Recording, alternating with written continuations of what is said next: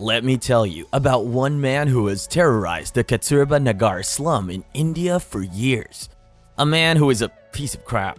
His name is Bharat Kalicharan, known more commonly as Aku Yadav. He was born in 1971 and has spent his whole life in the slum. Yadav has been involved in gang indecent assault, robbery, home invasions, and extortion. By 2004, the 32-year-old man had been arrested 14 times. But you'll not believe how this man was given the ultimate judgment. Stay tuned until the end of the video to know more about the intriguing story of a ruthless criminal and 200 women. With that said, let's start. Yadav's thirst for power knew no bounds. He went from being a small-time thug to a fully fledged mob boss and self-appointed king of the slum. His gang of loyal henchmen would rob, assault, and even torture at his behest. He was banned from entering Nagpur city after he tried to extort 100 rupees from an elderly busker and violently beat him when he couldn't pay.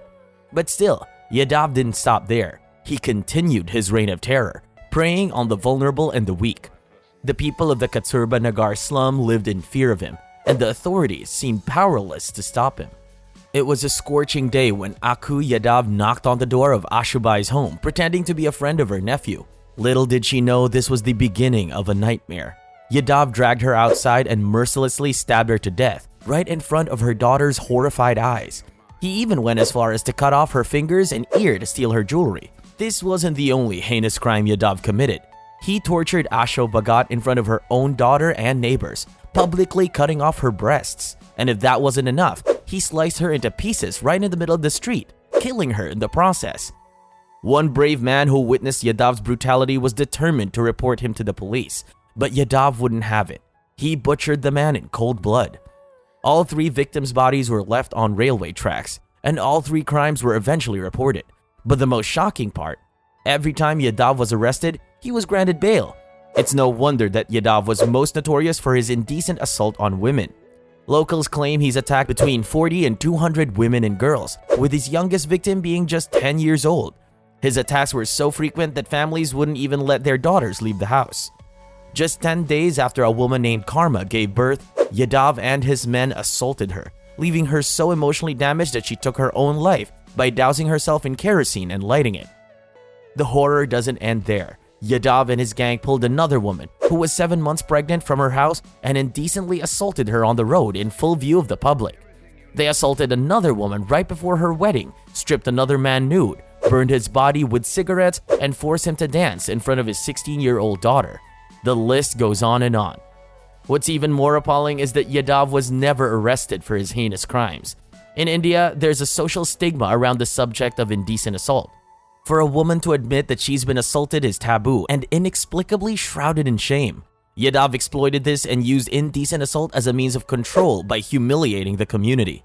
But some women didn't stay silent. Dozens reported Yadav's crimes, but he was never charged because the police were corrupt. As long as he left wealthy people alone, they were easily bought. He bribed officials with money and alcohol, and whenever a victim dared to report him to the police, they would alert him instead of helping the poor victim.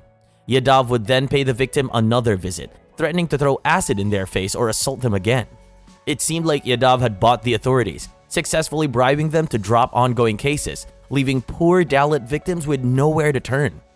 To make matters worse, police officers would openly laugh at the victims, mocking them for being loose women who were deserving of the violence they had suffered.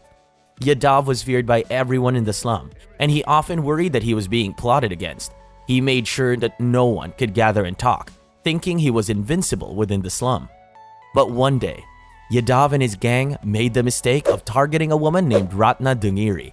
They smashed her furniture and threatened to kill her and her family if they didn't pay up. This was the final straw that triggered the events leading to Yadav's downfall. Ratna Dungiri, a true heroine, refused to give in to the demands and instead went to the police. Now, meet Usha Narayani, a 25-year-old call center worker and neighbor of Ratna. She's a brave woman who stood up for what's right. When Ratna refused to go to the police, Narayani took matters into her own hands and filed a complaint. But little did she know that her actions would enrage Yadav and his 40 loyal men.